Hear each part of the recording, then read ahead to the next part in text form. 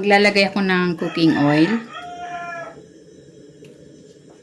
Magigisa na ako dito ng bawang.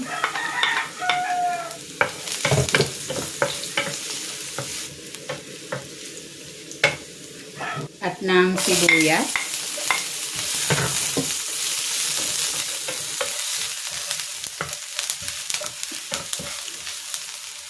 Igigisa ko na rin dito itong chicken.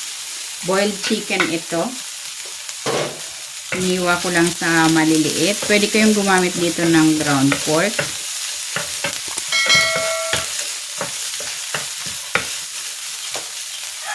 Titimplahan ko ito ng asin at ng paminta.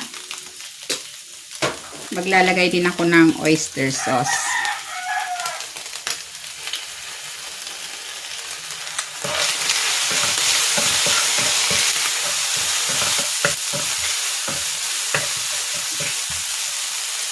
Ilalagay ko na dito itong grated kalabasa at itong carrots.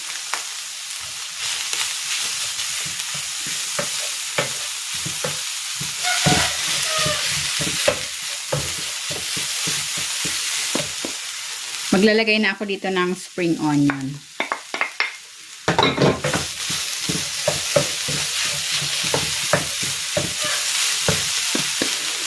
Ayan, okay na ito. Hanguin ko na.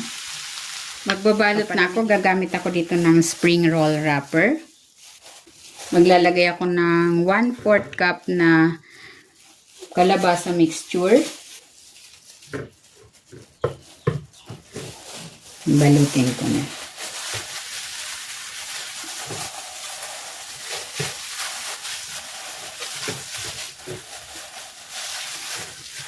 Then, maglalagay ako dito ng harina na tinunaw sa tubig para pandikit. Ayan, ganyan lang. Uulitin ko lang ang proseso sa natitira pa nating mixture. Ayan, nagpainit na ako ng mantika. Ipiprito ko na itong lumpia.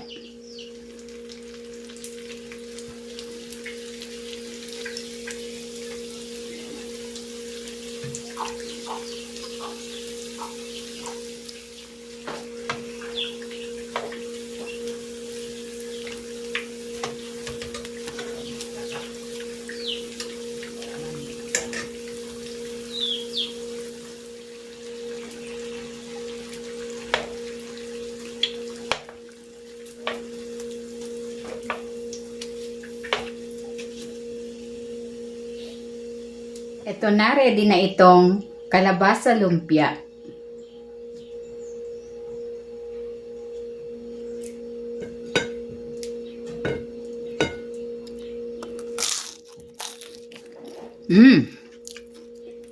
Harap.